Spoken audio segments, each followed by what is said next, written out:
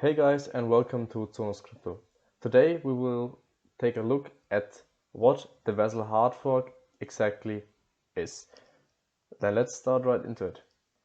First, what is a hard fork? A hard fork, or hard fork, as it relates to blockchain technology, is a radical change to a network's protocol that makes previously invalid blocks and transactions valid, or vice versa.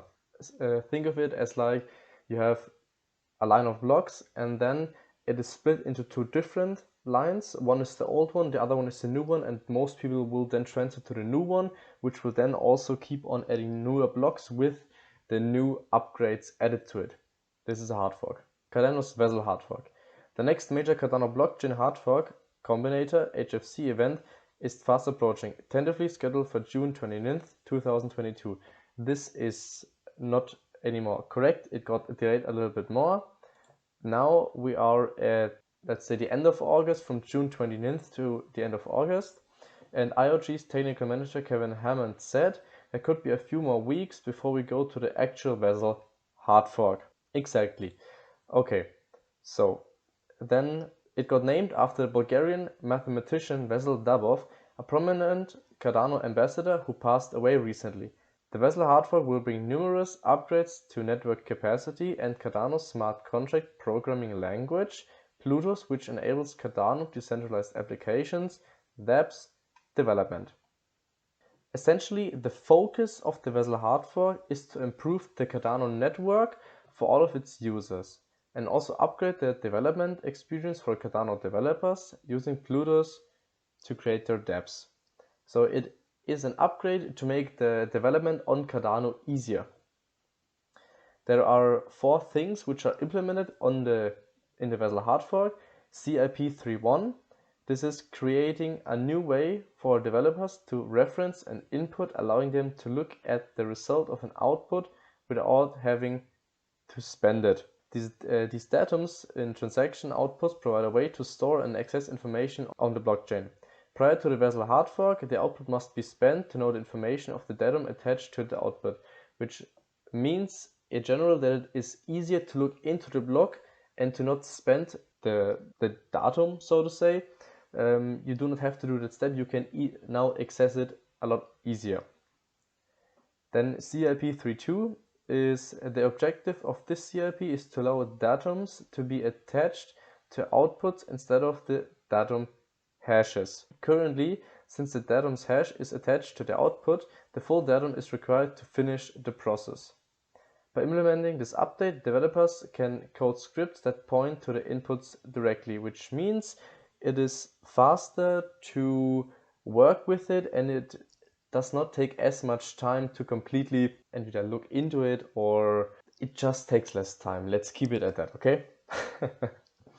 Then the CIP 3.3, the proposal allows reference scripts to be attached to outputs, so the reference scripts are used to satisfy the validation requirements. These Plutus reference scripts will, in turn, make transactions smaller and make the validation process more efficient. Also, the transactions will not take as much time, which means it will be faster.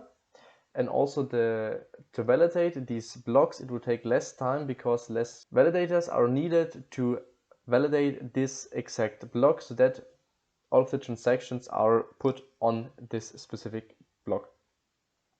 The last of the updates is the diffusion pipelining. The diffusion pipelining is an upgrade towards block propagation time, important to improve network scalability as the Cardano blockchain sees more dApp deployment. The core of the diffusion pipelining is to have blocks be transmitted without full validation, while at the same time making changes to the consensus layer to improve block propagation across nodes.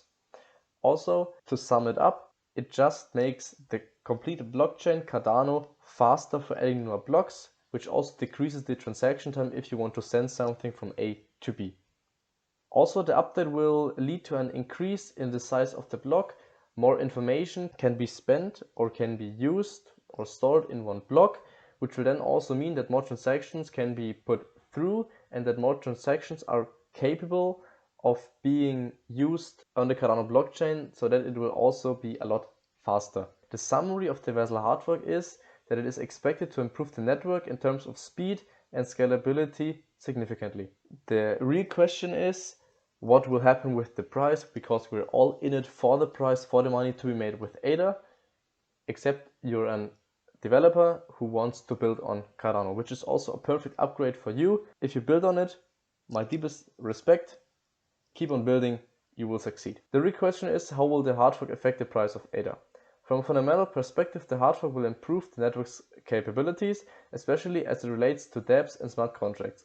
Fundamentally, it is absolutely correct that the blockchain will be better off with the Vasil hard fork.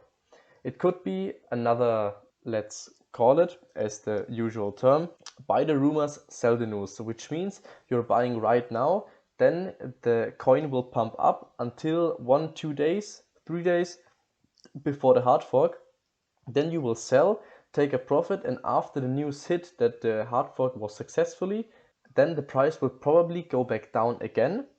This is the type of buy the rumors and sell the news. It could also be differently, that the build-up is there, you buy in, and then the price is, because of the hard fork, not going to decline again after it was successfully, but it is going to increase even more and more, so that the Cardano price will not sit at 53 cents right now, but maybe at an even higher price point. Also, then let's look at the daily chart right now. We are in a ascending triangle, which is a bearish pattern, which also could mean that if we break above it, then we could see the price hit 65 cents, which is also the next resistance line.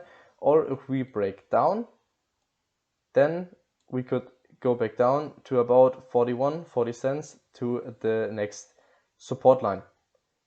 Yeah, this was it about the Vasil hard fork with a little bit of price analysis in it.